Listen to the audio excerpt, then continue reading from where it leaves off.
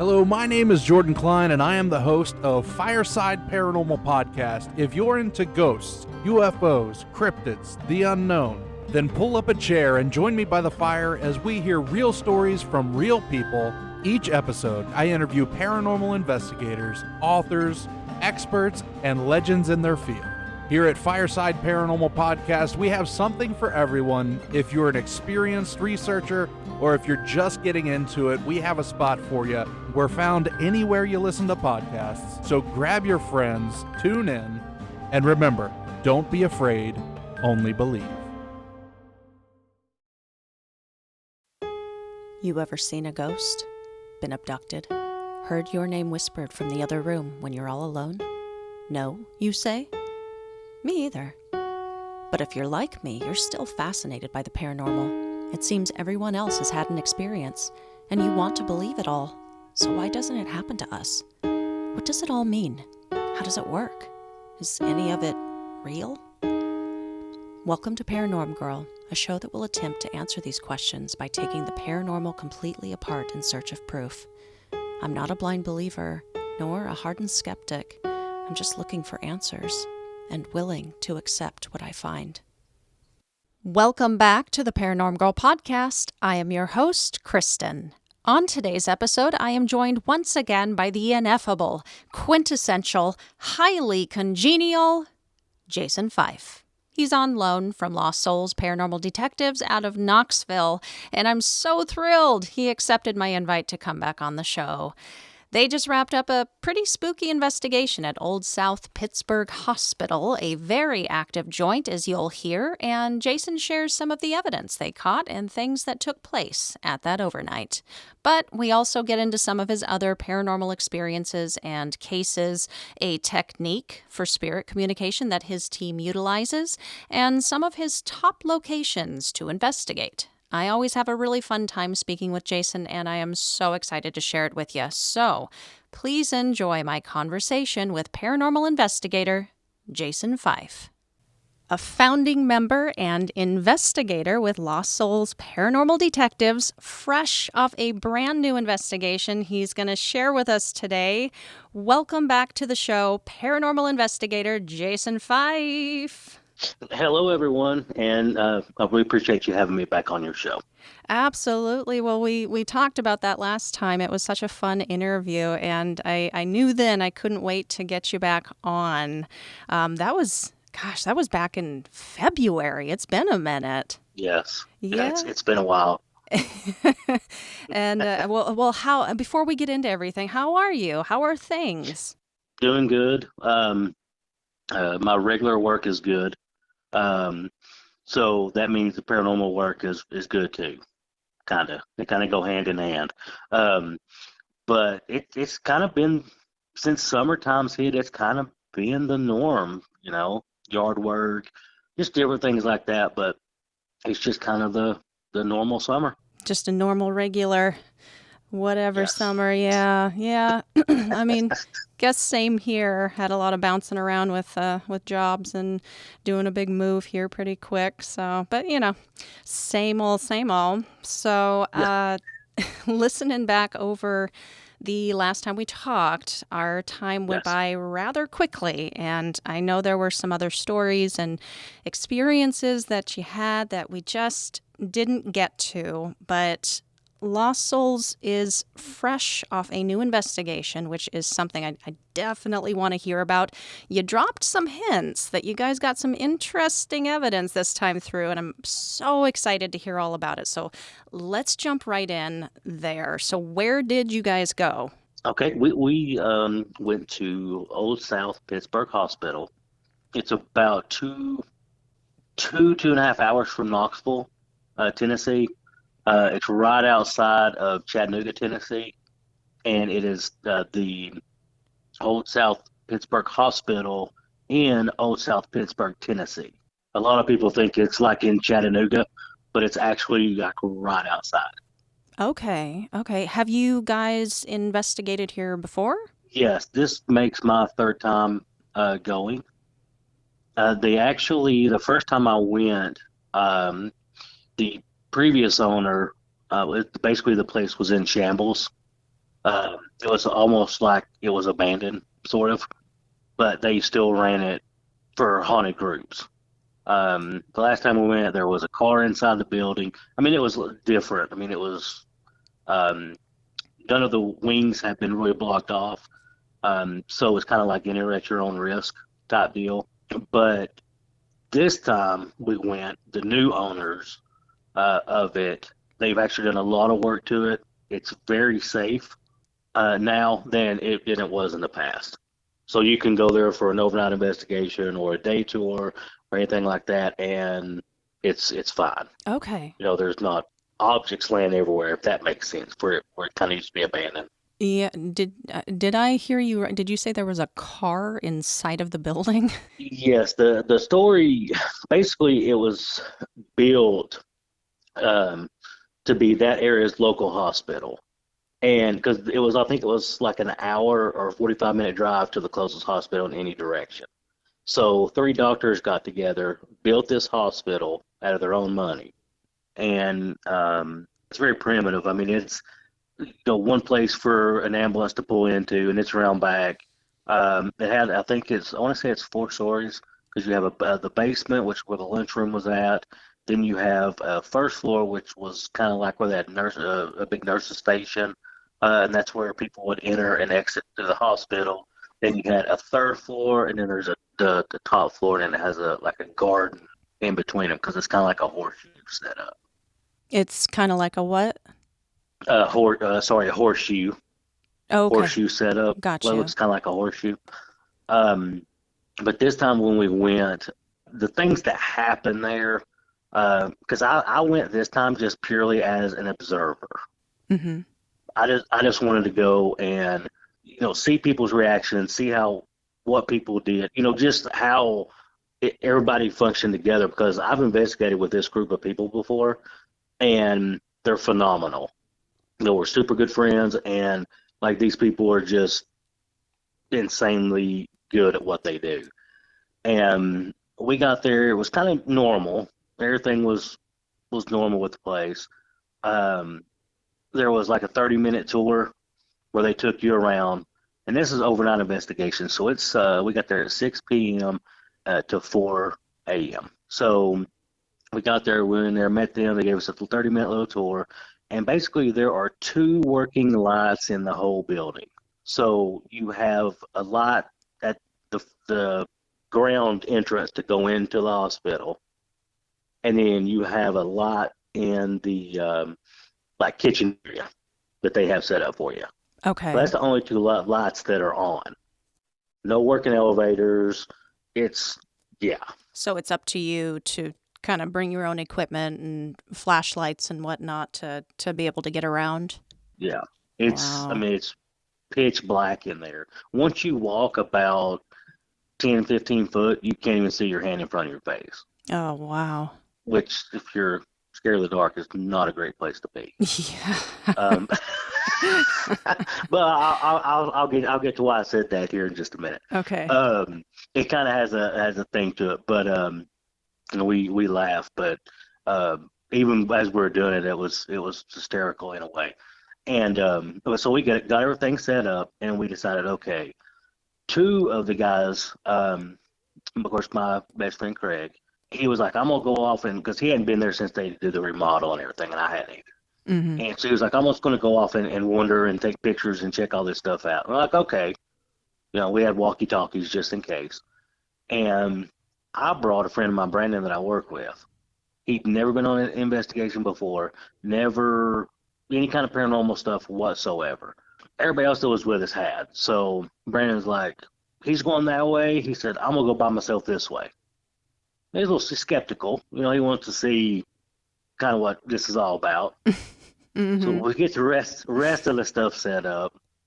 And we're like, okay, we're gonna go in, groups of two or groups of three. So we all split up. And this place is big enough to where if you're in the next hallway, you can't necessarily hear the other people. Okay.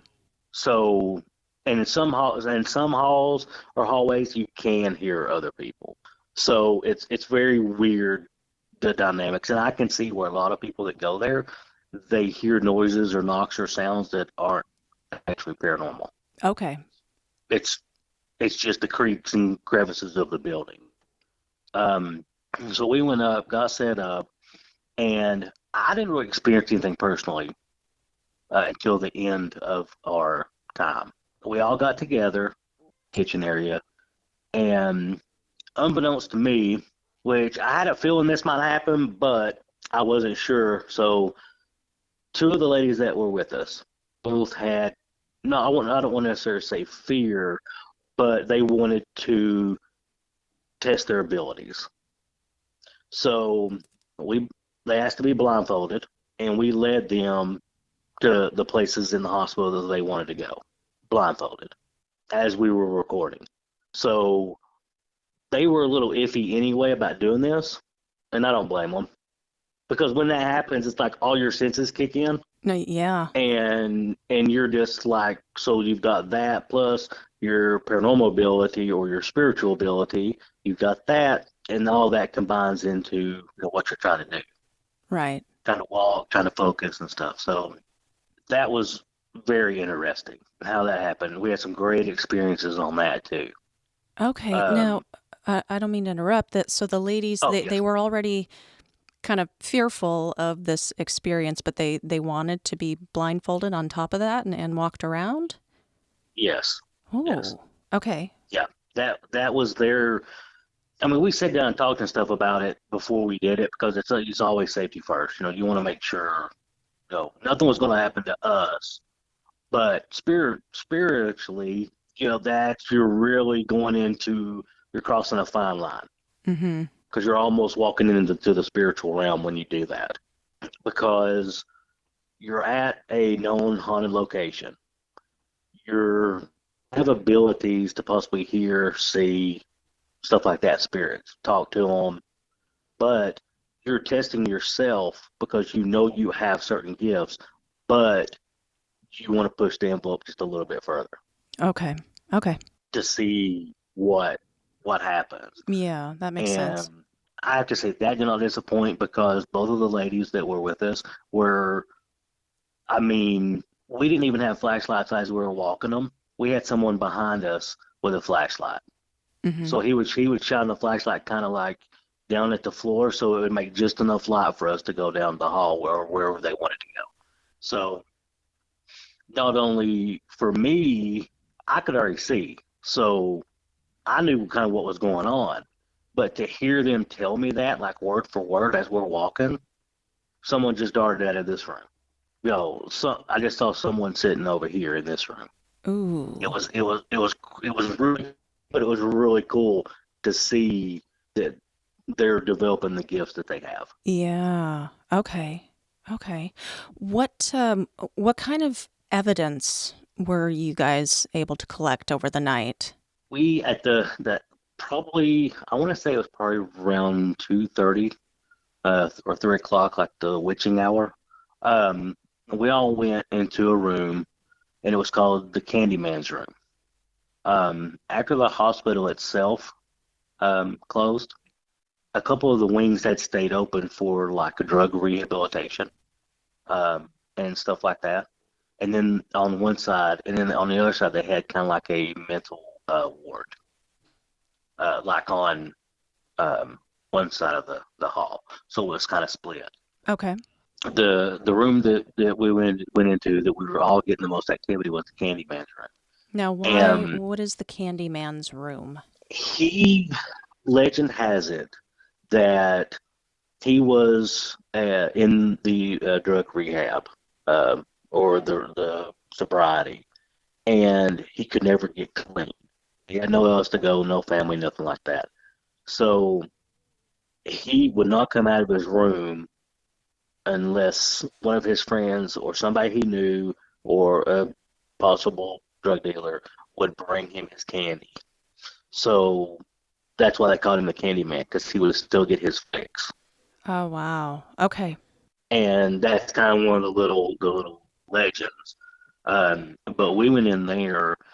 We were in there probably 15 minutes, and it got a little crazy. What led to that was one of our lead investigators. They're actually Caden and Alyssa Mask, and they're actually from Southern Ascension. Caden, we were all talking about it after our 2 blindfold sessions. He's like, I want to do this because I feel like I'm ready. I need to. So we did the exact same thing to him. So we were walking him down the hallway, and we knew where we were going, but he didn't necessarily know where he was going. So we ran him all around the hospital, blindfolded, in the dark.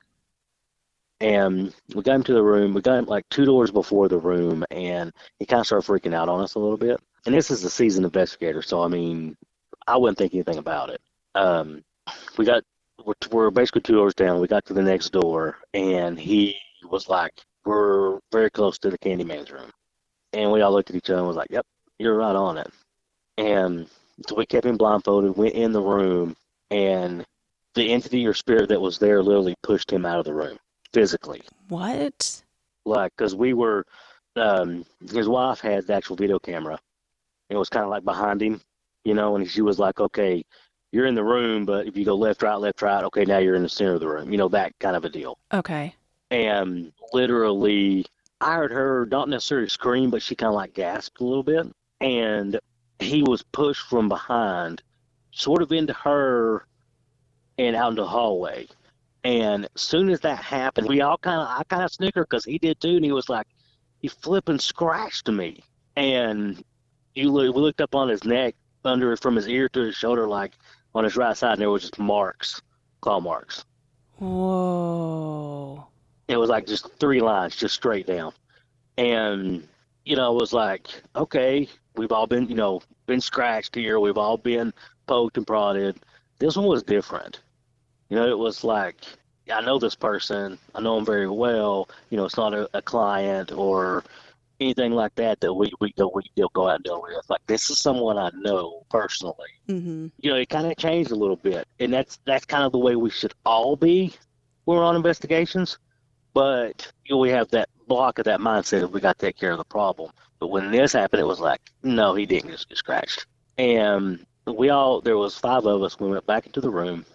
It was literally like just this ball of energy, because you had the 5 paranormal investigators in there with all the knowledge and stuff that we have, and our spiritual energy at the same time. And it just starts going crazy, just the activity. We start hearing doors slam down the hallway a little bit. We're still running a camera too, night vision camera. Well, as soon as the door starts slamming, then the door stopped slamming, and then the battery died. So one of the ladies went downstairs, we're talking, 2 flights of stairs, got a battery, came running back up, put it in, and when we finally got recording again, it was a legit vortex that opened up. Now, what do you mean by that? A vortex, like a spirit vortex. Uh-huh. Because when we were all in the room, we were asking questions, stuff like that, on our digital recorder. And I was like, I know how many people are in here right now that are human, that are alive, and I also know how many spirits are in here too. And you could hear the spirit box say 7. And I just said 7 like 30 seconds before that. So there was 2 there was 5 of us human, 2 in the room, and then 5 more outside, 5 more spirits outside. Okay. So we kind of started shifting in the room a little bit. Well, then the 7 spirits came in the room. Whew. Okay. And we're all like sitting there going, okay, this is insane. Well, when that happened, I could almost see, and a couple other people could, like, you could literally almost see this vortex outside of the room. Like with your eyes, like your physical eyes? With our human eyes, yes. Okay. It was so crazy because it was like a portal, like a portal. So one of the girls had dowsing rods, and they were going nuts too. Every question we asked, intelligent answer, every question. Move the dowsing rods right for yes, left for no. And every question we did, it answered it. And then we started hearing doors slam, and then that's when we closed it. We closed the portal back up. While all this was going on, all of this activity and the energy and the vortex, what was the feeling? Very unnerving, very edgy, because you have the 5 of us in that room and our energies.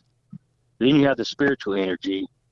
So it was almost like controlled chaos, because we were basically we were just watching what was going on around us. Because every machine that we had in there, we had like a little light up ball, like for animals, cats and dogs. If you bounce it, it'll light up. Yeah. And all those were going off at the same time. We had 3 of those. Those were going off at the same time. The ghost box wouldn't stop. It just kept going. The dowsing rods wouldn't stop. So it was just crazy energy. And that's the first time I felt that much in one place. I mean, just you describing it, it does sound like chaos. Yes. It was, because that's the only way I would know actually how to describe it. And like I said, I just went there to be an observer, sort of, I was like, because you pay to go, and you're like, it's a haunted location, and you just go and do it. Okay. And I'd already, oh, go ahead, sorry. No, please. No, I'm just saying I'd been there a couple of times, so I sort of knew what to expect. But this time was just a little bit different, because it was a little more intense. And if don't quote me on this, but the people that own it are actually going to try to use it as a training facility. Oh, for what? For paranormal, for people getting into paranormal, or just for paranormal enthusiasts. Oh. To let them experience, like, nobody that knows anything about paranormal, they're trying to get it set up where they can come there and learn about it and understand how it happens and what happens. Yeah. Well, from the sounds of it, it sounds like this would be, so long as it's respectfully done. So this would be a very good place to put somebody who doesn't know much about it and, in the field, since there's so much energy and it's consistently like this. That's what it sounds like. Yeah. The first couple hours when we were there, it was very, very nonchalant. Like, nothing was really happening. And because we were joking around and having fun and, getting everything set up. And then it was like, it almost felt like the mood changed a little bit, kind of. And we all felt that. And that's when everything started changing. Right. And you said that all kind of culminated around like 2-something in the morning, like the witching hour. Yes. Yeah. Ooh. All right. Well, let's there's a piece of evidence that I'd like to talk about. Can you talk about the photo? Yeah, I can. The way that was set up was, in the photo, to my right was like our lounge area, or that's where the people, like, if you go there for an overnight, that's where your coffee, refrigerator, all that stuff is. There's 2 doors, and I was standing at the farthest door towards the entrance of the main hospital. And this was the second floor, the first floor is now, but this is what used to be the main entrance. This is where you would come in. This area I was in was blocked off. This was all the nurses and doctors' stations. There was a desk right there, and then through there it was like another little nurse station, and then elevators, and then there was a glass window. So I'm probably, I guess 60 feet, 70 feet from this. I took a couple of pictures of me just standing there goofing around, and I took 2 pictures, and I could see my reflection in the glass.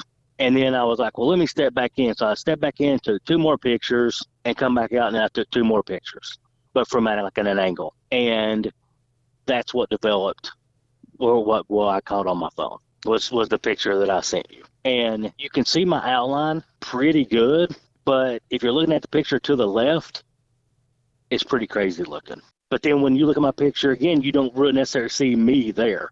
It's really strange on the pictures. It's crazy. Yeah, it's an incredible photo. So at what point did you actually notice the figure? It was only after you took that picture and reviewed it? It was a couple of days after, yeah. Okay. Any ideas, or have you given any thought as to what or who that could have been? I honestly don't know. I've looked at it every which way. I mean, I've changed the colors on it, and I've done, everything I do on my phone to look at it, and I have no idea. It kind of freaked me out a little bit, because when I looked at it, I was like, whoa, wait a second. I wasn't standing there Yeah. when I took this picture. Yeah. I was standing there in the first 2 pictures, And the other two, I had my hand out, like out facing the same direction and took pictures. And I was like, that's what I think freaked me out. Okay. Can you describe, just for the listeners, what is it that you actually caught? What I got from me going back to review the picture was there was definitely to the left side of the picture, it was almost like a fog or a smoke. But you see my reflection, but I'm not standing there. I'm not standing in the picture. So I don't know what happened, how that happened. But you partially see my outline. And now we're talking like you're going through 4 doorways to take that picture. Mm-hmm. So it's a distance back. And I think that's what freaked me out. Because when I first saw it, I was just flipping through real fast. I wasn't even really paying attention. And I thought, because it's all me. It's all just random funny pictures with me in it. And then when I flipped back and I went, wait a second, that's not me, because I only took 2 pictures with me in it. Okay. And my brain clicked. Yeah. It was sort of freaky when that happened. Yeah. Is it up anywhere that folks can take a look for themselves? Yeah. Well, I haven't posted it yet. I'm always leery about posting my evidence. I post some stuff, but what I'll do is I will post it on my Instagram, and I will also post it on my Facebook page and the Knoxville Paranormal page. Very cool. So those are three places that if anybody wants to see it, they can check it out and tell me what they see. Because I always welcome other people's opinions because they may see something completely different than I see, or something that I didn't even catch. Right. Or have different thoughts about, what could be the cause of it, or just it's always good to get some other opinions, because when you're in it, you're emotionally invested in it at that point, and sometimes we can't really see it except from an outside point of view. Very cool. Yeah. So people listening, if that's interesting to you, go check it out. We'll link all of that down below. So I recently had Hannah Bird on with Spooky Bee Paranormal, and I asked her what kind of location she could always count on to be haunted, and without hesitation, she said hospitals. Now, I know you guys also investigate. You investigate a bunch of places. You investigate a well-known prison up in your area as well that's pretty active. Would you say that the old Pittsburgh Hospital is more haunted or active? I would say it's definitely in like my top 5 places. Okay. That I will go back to again. Definitely. It's hard to explain Old South Pittsburgh, like briefly, but just like she was saying in the last interview, hospitals seem to be the number one hotspot. Okay. For paranormal stuff. Yeah, and I totally understand why. I mean, there's a lot of grieving and a lot of happiness, and you have a lot of sadness. I mean, all the emotions that we go through are combined. That's a very, very good location. Yeah. And where else? I mean, where else would you think of a location that does have all of this energetic, emotional stuff going around, all different types, flying around, but also be so like side by side with abrupt endings and beginnings, birth and death all in one. So I completely understand that. Well, what's your other top 5? Like, what other places would you compare it to as far as amount of evidence or activity? I know, of course, Brushy Mountain was pretty good for me. It was very enlightening, but it was very sad at the same time for being a prison. And I've heard stories from other people, other investigators that have been to other prisons, and it's kind of the same. They get that same feeling. But those are probably my top 2. My third one is the Greenback Castle out in Greenback, Tennessee. That's somewhere that I will not go back again. I will not go back there. Oh, why? That was my first experience with someone that physically changed appearance. Oh, like a person you were with and they changed? Well, it was the person that owned it or owns it is very eccentric, and there was like 8 or 9 of us there that night, and it was very, very weird. He was acting very weird, and we were talking to him. I saw his eyes go from normal to cat to black. Ooh. If I hadn't physically saw that myself, you'll be like, yeah, you saw that in a movie. But that's the first time I saw actually someone's features change. That's Craig wants me to go back, but I always joke with him and told him I was like, no, I said I'm not going back, unless we have like some big TV production crew or something. I said because I still wouldn't feel like safe then. Right. Yeah. And he always laughs and goes on, but it's just it's a really creepy place. Okay. Another thing, and this reminded me because you were talking about the ladies who were blindfolded. I also talked to Hannah, and then actually heard, like right after, like the very next day on another friend of mine's show, a guest talking about the Estes Method, which both of them have used or use quite frequently. Has your group dabbled in this method at all? We have a little bit. We have done the Ganzfeld experiment. Ooh, wait, what's that? That's basically where you sit someone in a chair, they volunteer, and you sit someone in a chair. You either blindfold them, and you put basically like 2 pair of blindfolds on them, so they cannot see any light whatsoever. And you can use that, or you can use ping pong balls. That's what the theory is. The method is you take ping pong balls or a blindfold, and if you have ping pong balls, you tape them like kind of over your eyes, so it does allow light to come in.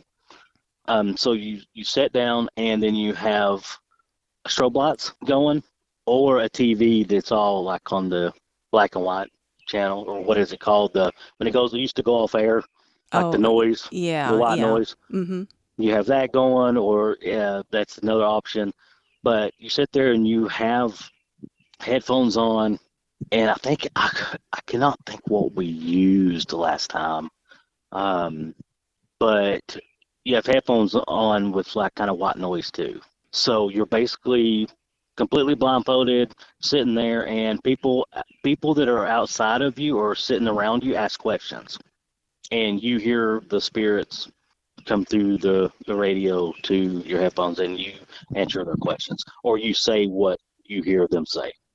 Okay, so it's a little variation on the Estes method. Okay. Yes. What was this method called? The Ganzfeld experiment. Okay. Man, I've never heard of it. You learn something new every day. All right. Well, I wanted to ask you, like, as far as those types of methods, what do you think about their validity? I personally think they're pretty legit, honestly, because if you can't see and you can hear, but the only thing you can hear is static or white noise in your headphones, I think you're honestly going to hear something or you're not. Mm-hmm. And there have been some people that have just not heard anything at all. Right. And we do like 10-minute sessions, and they haven't heard anything. No questions being asked, no responses from the white noise. I mean, nothing. So, but then I've had some people that I've done it with, very, very, like you can ask questions and say, now, mind it, they can't hear you. So you just ask questions like, do you know what year this is? Do you, just simple questions. And it might not be right then, but the person sitting there will blurt out the year or the time or something relevant to the spirit that they're talking to.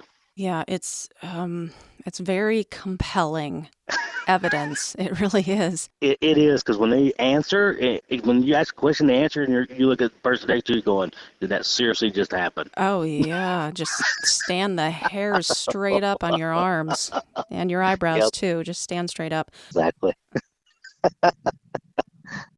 Are you into the paranormal, true ghost stories, Bigfoot and alien encounters, or high strangeness and conspiracies? Well, if so, then you should check out my podcast called Somewhere in Dreamland. My name is Ken Mark, and every week I interview authors, researchers, and experiencers alike in the fields of the paranormal, cryptozoology, ufology, and spirituality. So why not take a dive down that rabbit hole with me and search for Somewhere in Dreamland wherever you listen to podcasts. That's Somewhere in Dreamland. You've been involved with over 100 paranormal cases by this point. Yes. You guys have been at this for years. I bet Yes. you've got some stories to share. We can do that this time. What are some of your most memorable investigations or findings? We've been on so many cases. The one that still, and this is, I'm not sure if I've talked about it with you or not, but strangely enough, before we went to old South Pittsburg, myself, Tamana, Craig, and his niece, we have this local pizza place. And I was like, hey, he called me up. He said, hey, you want to go get lunch? I said, yeah, man. I said, just meet me over here. And he's like, not a problem. So now I went to this place a couple of times before this. So there, and it's like a pizza, and then you have ice cream right beside it. And the ice cream shop is actually in a house that was built. It's like 180 years old. So, I'm not thinking nothing about it. The first couple of times that I went, I didn't think nothing about it. Didn't even, didn't cross my mind. So I meet Craig over there. We get out, we go and eat pizza. You walk right across the little street, and you go into the house, and they have like homemade ice cream and stuff. So we order, and Craig's going, this house sure looks different. It looks very different now than it used to. And I'm standing there like trying to decide what kind of ice cream I want. And I was like, Craig, what are you talking about? Because he was like talking loud, louder than normal. And so we place our order. We go sit down, and he was like, I'm not really feeling too hot. And I'm like, what are you talking about? I said, you look fine. By that time the ice cream came, we sat there, enjoyed our ice cream, left. The most craziest part was he texted me when he got home, and he was like, that house is the house we investigated. And I was like, no, it wasn't. I said it was a different house. Well, 7 years prior, the lady that owned that house was having paranormal issues. And there was nothing around that house at that time. It was just a house. Well, now everything's built up, so there's like a little strip mall and stuff like that. I never paid any really attention to it because it'd been 7 years ago, right? So I didn't really think nothing about it. Yeah. And when Craig texted me, I was like, no. So I started looking through some of my files, and I was like, holy crap, it was. That was the same house. And I messaged Craig back, and I was like, you were right. It was the same house. He was like, dude, and this was like, I messaged him back that, and he messaged me back. He said, I'm still not feeling good. And like 2 days after that, he texted me back, and he was like, that house, he's like, I don't think I can go back. He goes, it's like physically made me sick. And I was like, are you serious? And he was like, yeah. He goes, it literally, he said something about that house. He said, I couldn't quit thinking about it. Had it made him like sick or ill when you had been there the 7 years prior? No, it was fine. Yeah, we were there like 7 years prior. Oh. And it was fine, no big deal. And since then, of course, it's changed hands. Because when we went into the original investigation for the lady that lived there, and she was an international art dealer, and she would go to Italy, France, Russia, Spain, wherever, and buy for antique furniture sets and have them shipped back to sell. So her whole house was nothing but antique furniture from other countries. And that was one reason we had went out there in the first place, because she was having problems, was having issues and stuff. And when we left, we tried to explain to her very nicely that, hey, all this stuff is the reason why you're having the problems you're having. So not only do you have all these spirits in your house, but you have all these spirits in your house that are from different cultures. So now, and she's looking at me like, I don't understand what you're saying. She goes, this is my job.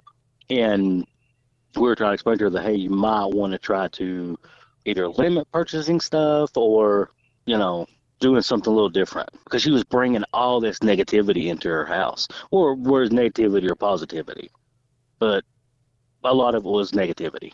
And did she ever, as far as you know, pick up what you were putting down? She, after we talked to her, she contacted a cleansing or spiritual advisor.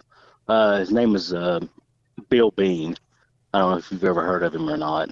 Never dealt with him or anything before this, and never really have since. She got in contact with him, which we referred her. We contacted him, and then she got in contact, and he came out and basically spent the night. We had all of our cameras still set up, and got rid of whatever bad stuff was there, supposedly. But then fast forward and Fast Craig's forward. getting sick. Yeah. Yes. Yes. Okay. I haven't spoke to the owners that actually own these two businesses. It's the same people, but I'm really curious to find out if anybody that works there or if they've ever had any issues.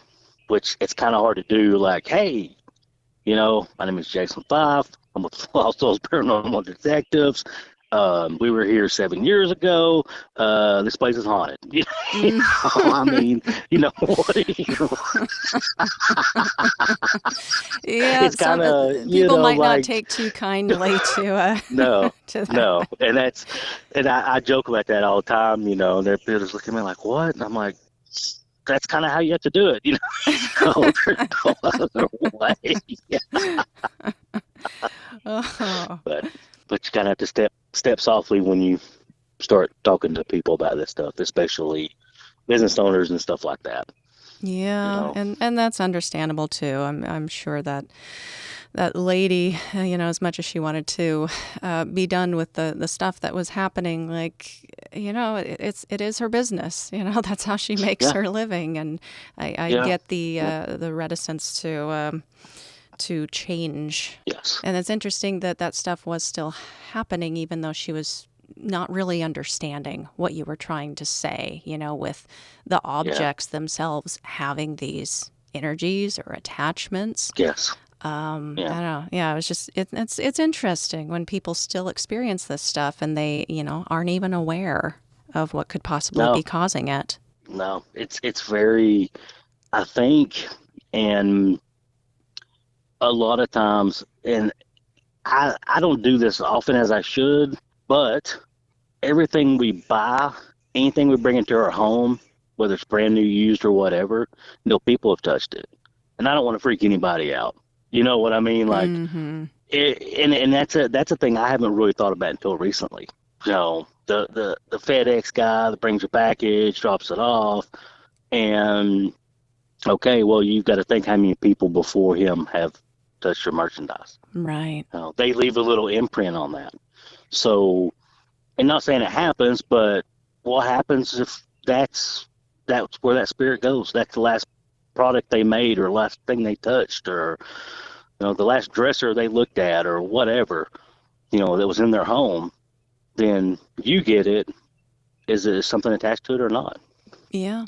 Yeah. And sometimes you don't know until it's been in your home for a while. Yep. And you're like, oh, well, I don't know why the lights are always flickering now. Exactly. So strange, but I got this new sofa. Exactly. Yeah, because I picked up at the yard sale for $15 and, it's great. But then there's no warning labels or anything on it, so whatever happens. The meme, have you seen the meme with the trunk that's sitting on the side of the road and it's got the sign on it, not haunted, free to take? Yeah, I have. Everything needs a sign. Is it haunted or not? Yep. That's a big thing here, actually, in Louisiana. It's so funny. I've never seen it anywhere else, where if a place is up for sale, they will actually have real signs on the buildings underneath the sale notice, not haunted. That's hilarious. Is that not hysterical? That's, oh my God. I'm sure they do it elsewhere, especially in the New England area and all that is definitely haunted and has that kind of activity. But I thought that was so funny. It is. Well, we also talked last time we spoke about your empathic bordering on mediumistic abilities. I know you won't quite go there, but I was curious if Lost Souls do utilize specifically the help of people with those kinds of abilities like that, like that's their calling card. Like, do you often bring on mediums or psychics to kind of help with the investigations? Yes, we do. And a lot of time that's either at our discretion or the client's discretion. If the client requests that, then we'll do our best to make it happen. Or if we feel that they need to come in and take a look at it, then we'll try to bring somebody in. I got you. Okay. But if the client doesn't want it, then we won't do it. Are they considered part of your core group, or are they, you just have people that you can call on when you need them? We have people that we can call on and just ask them, and usually sometimes we have to get out 2-3 people. Before we might call 2 people and they're busy and say, hey, you're not busy on a Wednesday night at 11:30, are you? Or whatever. Because this doesn't sleep, so it's a. Y'all keep very odd hours. Very odd, yes. Well, do you guys ever specifically recruit for new people to join you? Join your group? Honestly, it's been Craig and I since the start. Right. We haven't looked for anybody to do it. Normally, we invite people. If we know we're going on an investigation, if it's a client, then like the old South Pittsburg thing, we invited some people, which was my friend Brandon that I work with.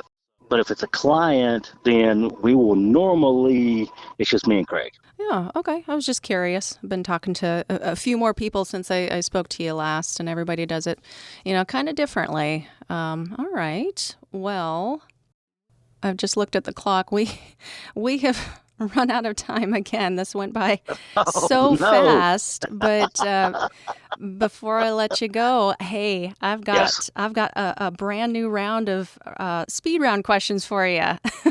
Okay. You remember these? Yes, I hope we don't bomb this too bad. I'm ready. You did great last time. You did great. All right. I'll kick it off with a real random one, something we've never talked about.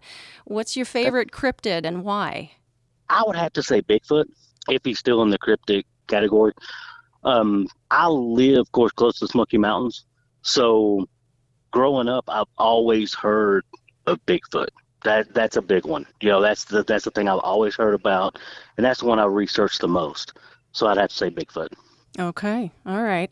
What is the dream location you would love to investigate someday? If I had the opportunity, Bobby Mackey's in Kentucky is number 1 on my list. Oh, yeah. Same, brother. That's the one that if it goes like I think it would probably go, then it may be semi-retired after that. That sort of deal. Yeah. I've never seen an investigation or a video taken there of the paranormal activity that didn't just downright terrify me. That place is something else. Yep. All right. From all of your investigative and personal experiences, what is something that a lot of folks believe about the supernatural, maybe it's in the mainstream or generally accepted, that you think we've gotten wrong? That's a tough one. I hope I answer this correctly, but not all ghosts are ghosts. Not all spirits are spirits. Okay. What have you discovered that leads you to believe that? A lot of investigations, you'll get dust or shadows or this or that of stuff, and it's not real. Right. And a lot of people believe that I've captured it. I'm that one person, I've got the ultimate capture. And only a handful of times in my life have I actually got really great evidence. Okay. All right. Let's squeeze one last question in here. What is the one singular ultimate reason that the paranormal, the mysterious, the supernatural is undeniably real for you? That's a tough one, too. With me growing up the way I did, it just validated that there's so much more out there than us, that it's almost incredible to me for people to think that we're alone or that we have, we're on Earth and this is it. There's so much more out there, extraterrestrials, cryptids, all kinds of stuff. And for me, that's always kind of been a drive. I've never really known anything else. And it's kind of just a knowing, isn't it? Yes, very much so. Well, this has been so much fun. Again, I Yes. loved being able to have you back on, brother. Before we Too. wrap, what have Yes. you guys got coming up next? Anything exciting on the docket? Nothing as of yet. We're possibly looking at going to Scarefest in Lexington, Kentucky. Possibly going up there. It's in October. Ooh, So Scarefest. Yes. It's one of the leading, I don't know if you've heard of it, it's one of the leading horror and Comic-Cons for the past 15 years. Okay, no, I hadn't heard of that one. I got to check it out. It's a lot of 80s. They do a lot of 80s and 90s horror. Like this year, Robert Englund's going to be there. What? There's going to be a bunch of people that are coming to this one. So they're trying to make up, I guess, for the COVID thing. Yeah. Get it all in now. Are you guys just going as just attendees? Are you setting up a booth, anything like that? No, we're just going just to go. Yeah. Hopefully, Oh, if tickets don't get sold out. That sounds awesome. I noticed, because I've been keeping my eye on a few Paracons and Podfests and everything. Maybe it is that post-COVID excitement. Everything's getting sold out, so I got to get my butt in gear and actually purchase some tickets here. All right. And how about you remind my listeners where they can find and follow you and Lost Souls Paranormal Detectives? Okay. You can follow myself. I'm on Instagram, Jason575. You'll see my picture on there. And I'm also on Facebook under Jason Fife.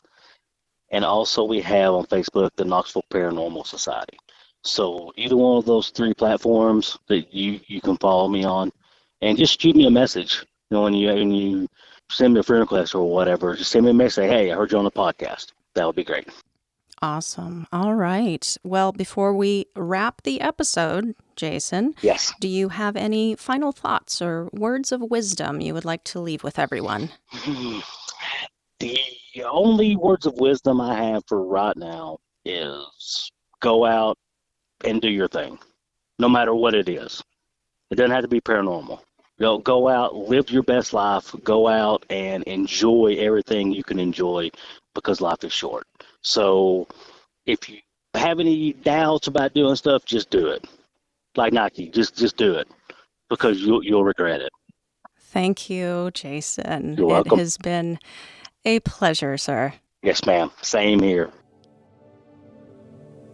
Thanks again to Jason Fife for coming back on, and thanks to Lost Souls Paranormal Detectives.